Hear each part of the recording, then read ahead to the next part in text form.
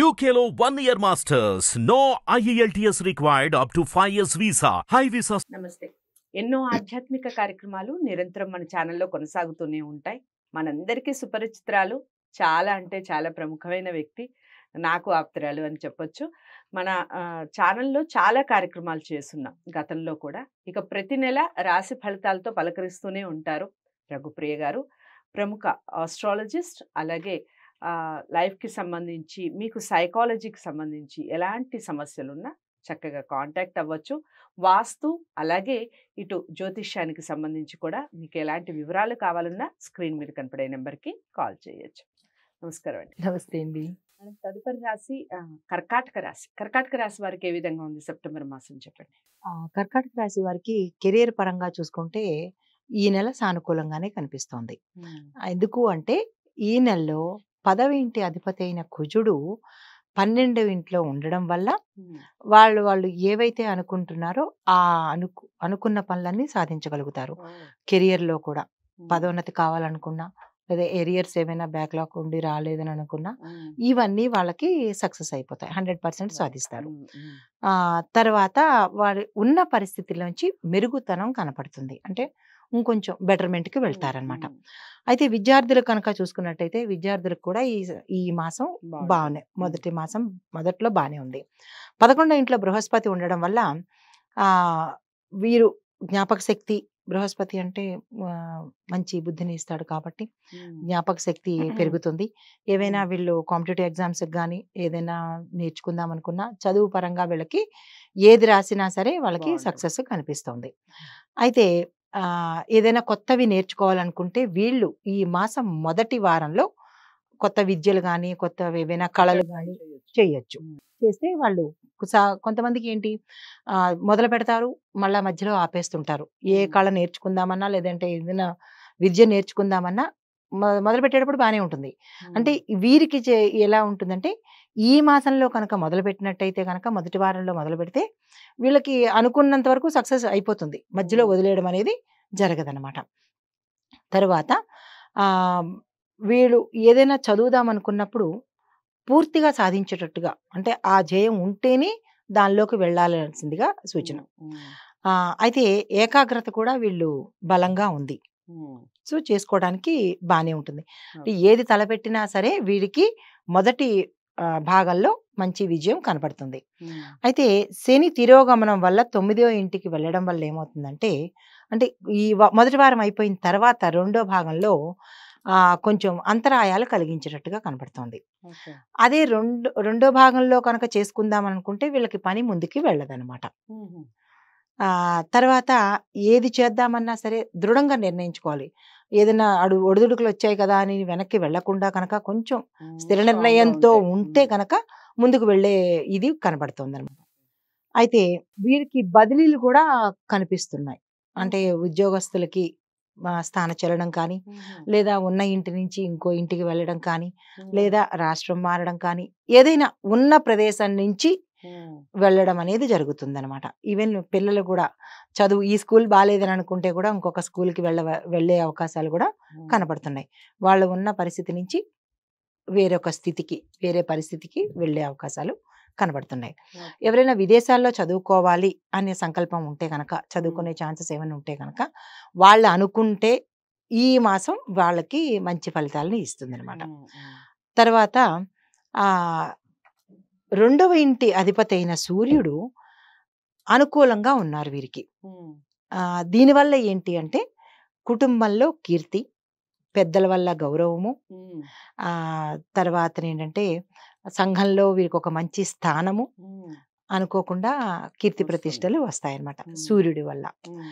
దానికి ఇంకా కొంచెం మనం ఎక్కువగా చేసుకోవాలి అంటే, ఇంకా కొంచెం దాన్ని నిలబెట్టుకోవాలి అని అనుకుంటే కనుక సూర్యుడికి ఇష్టమైన రంగు ఎరుపు రంగు కాబట్టి ఎరుపు రంగుని వీరు ప్రత్యేకించి ఏదైనా పని మీద వెళ్ళేటప్పుడు వారికి ఏది కావాలి అని అనుకుని సంకల్పించుకున్నప్పుడు ఎరుపుని కనుక ధరించి వెళ్ళగలిగితే ఆ పని సక్సెస్ అవుతుంది అనమాట.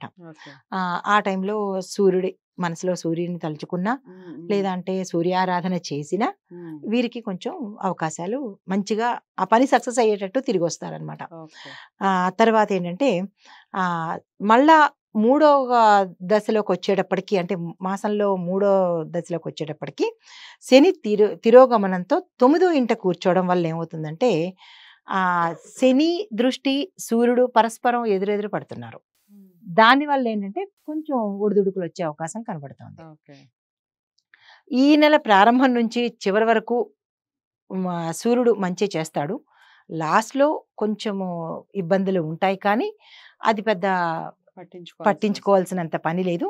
దానికి ఏం చేయొచ్చు వీళ్ళు అంటే, ఎరుపుని సూర్యుడికి ఇష్టమైన దాన్ని కనుక చేసుకుంటే, ఆ సూర్యుడికి ఇష్టమైన ప్రసాదాన్ని, ఎరుపు రంగు ప్రసాదం పెట్టగలిగితే, లేదా సూర్యుడిని మనసులో ఇవేమీ నాకు కుదరటం లేదు అని అనుకున్న వాళ్ళు సూర్యుడిని మనసులో ఓం సం సూర్యాయ నమః అని చదువుకున్నా ఆయన యొక్క అనుగ్రహాన్ని పొందగలుగుతారు, ఆ పరిస్థితిని దాటగలుగుతారు.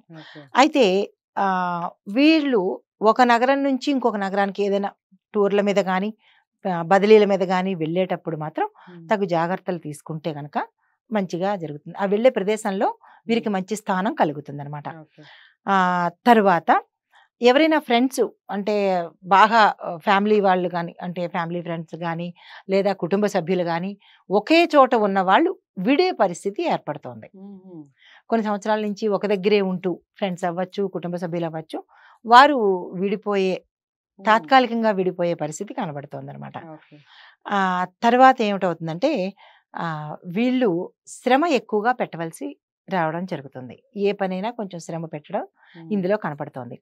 అయితే ఎంత శ్రమ పెట్టినా వీరి ఆర్థిక పరిస్థితిని మాత్రం ఎవ్వరూ తగ్గించలేరు. ఆర్థికంగా వీరికి ఉన్నతం బాగా స్ట్రాంగ్ గా ఉంటుంది. అంచెలంచెలుగా వీరికి ఎక్కడెక్కడి నుంచి రావాల్సిన ఆదాయాలన్నీ వచ్చేస్తాయి. అయితే దాన్ని కనుక వీరు దుర్వినియోగం చేస్తే, నాకే బోల్డ్ డబ్బులు వచ్చేస్తున్నాయి, అన్ని చోట్ల నుంచి వస్తున్నాయి అని చెప్పి కనుక దుర్వినియోగం చేస్తే మొదటికే మోసం వచ్చే అవకాశం కనబడుతుంది. అంటే దాన్ని సద్వినియోగ క్రమంలో వాడుకోవాలి అని అనమాట.